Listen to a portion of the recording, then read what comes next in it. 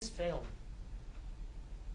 He's advanced age, feels that his life has always been wasted. So he starts turning into various mystical sources, witchcraft, trying to find that truth that he has been looking for. No, can't find it. He almost attempts suicide, but his assistant stops him. During a walk in the town, the devil, Mephistopheles, finds him. Knowing of his predicament, and of course wanting to capture his soul as his own, follows him to his home. Then he confronts him and offers him the infamous Faustian deal. He tells him, I will do everything you ordered me to do. I will be your servant here, but you will serve me in hell later. First, Faust is very cautious about this. But then he adds a clause. Being all misanthropic, Faust, and like, oh, I can never be happy, tells Faust, if I find the moment of sheer happiness in life, in which I no longer want to struggle, in which I just want to live on forever, I will then give you my soul. I will die. Mephistopheles says, sure, okay. Sign right here. And he does. Well, at first, Mephistopheles tries to put him on the wrong path, as if he needed it. Anyway, so he starts taking him to various places of ill repute, etc., trying to corrupt him, of course, but Faust is like really disinterested. You really have to try hard. He says to Mephistopheles. Eventually, Mephistopheles says, well, maybe if you were more youthful, had that young vigor again, you would see more things in life. So he takes him to a witch, and she makes him young. This is where basically the part of the story which is really connected to Goethe's idea of what a good life is starts. Faust becomes a young man with the help, at this point, basically Mephistopheles doesn't need to corrupt him at all.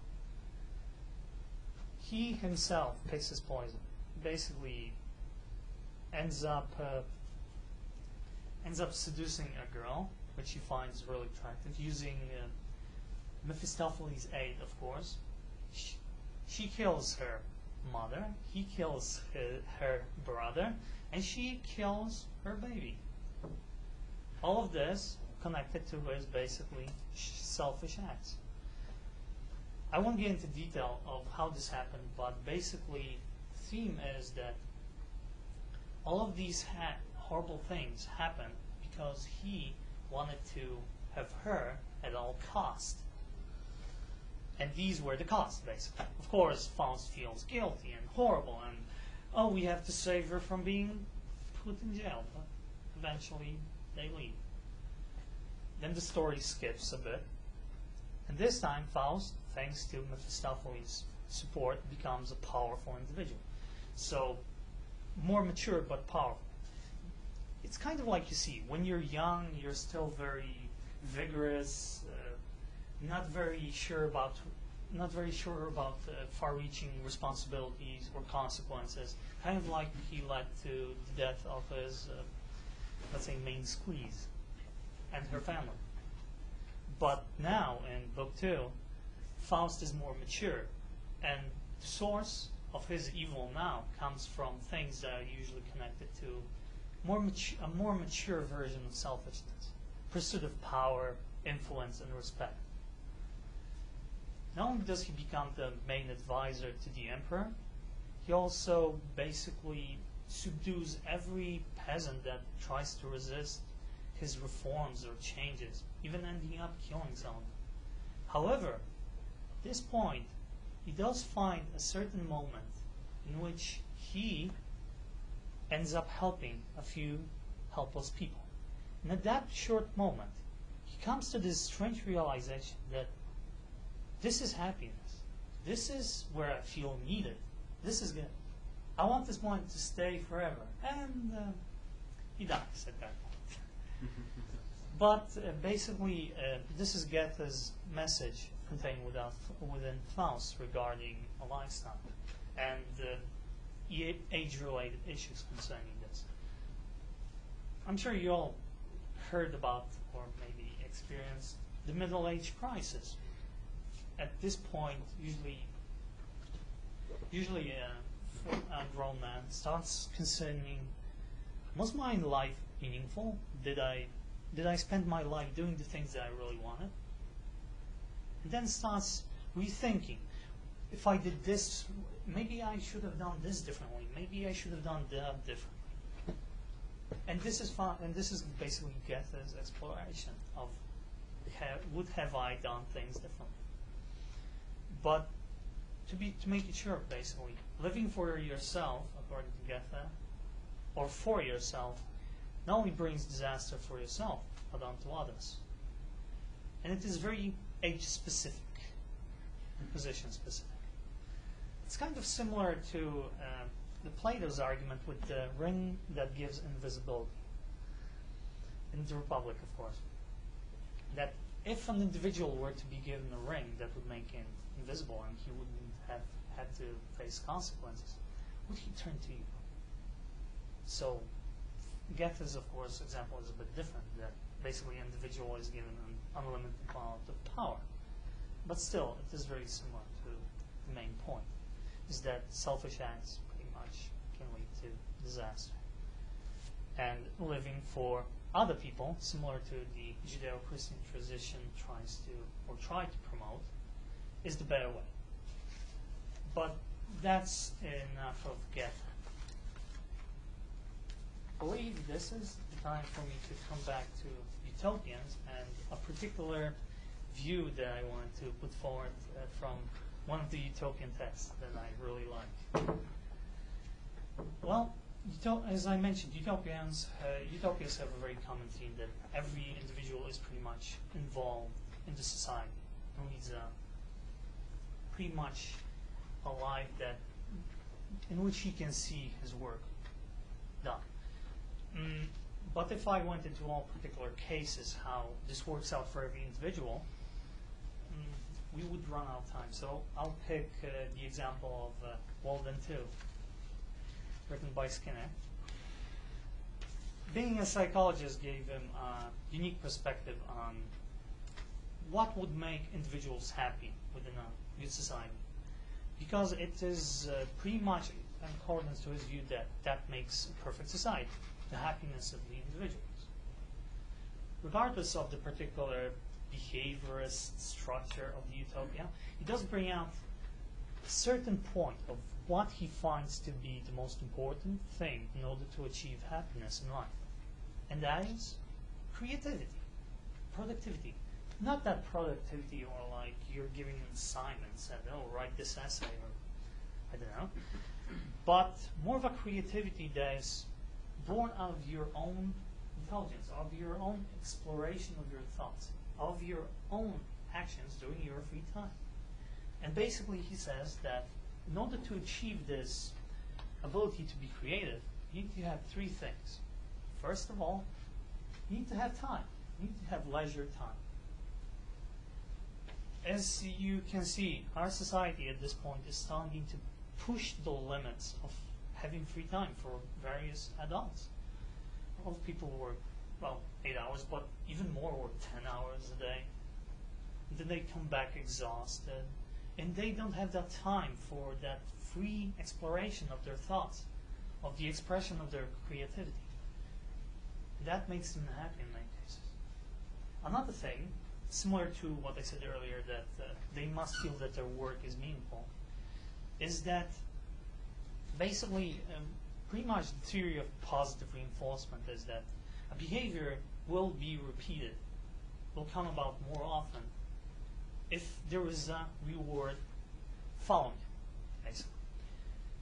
In most cases, when we partake in particular assignments or enterprises, we don't really see our rewards until much, much later.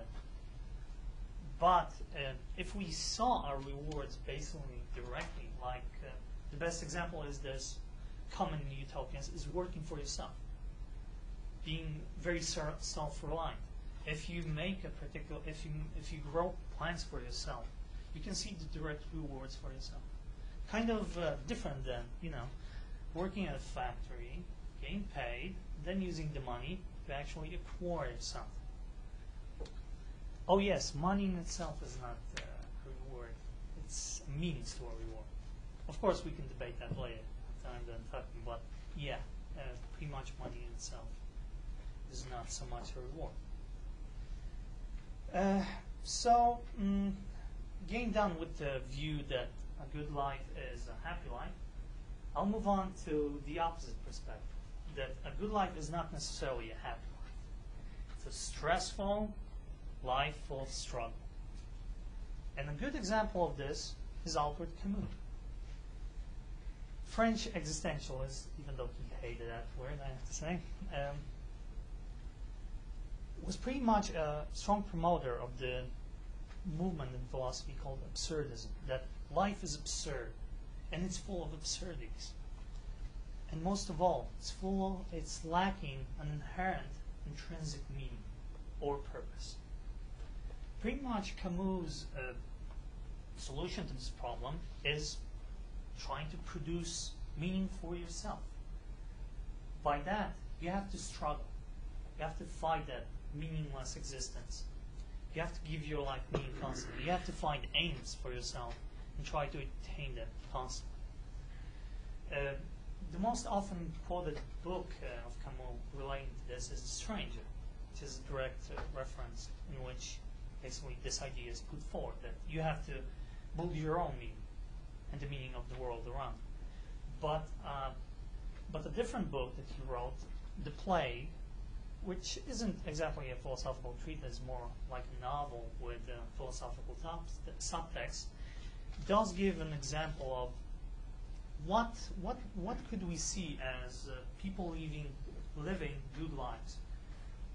Basically, the book is about a fictional plague in Oran, in Algeria, in which the city becomes quarantined, and all of these basic human behaviors of survival, but also altruism and dedication, start to emerge. And Camus basically focuses the story around one of the characters, a Dr. Rieux. Yes, his name is really hard to pronounce. Rieux. Yes, Rieux. Dr. Bertrand Rieux, which is like a manifestation of this rebellion against absurdity. This is an individual who is surrounded by an absurd situation, where the plague is ravaging the city. People are struggling for their lives. They're being selfish and fighting for their self-preservation. This individual, almost like being out of the whole picture, does his job as a doctor. Ignoring all this chaos happening around him, he acts out his job, no matter how stressful, how difficult it is. And that gives him meaning.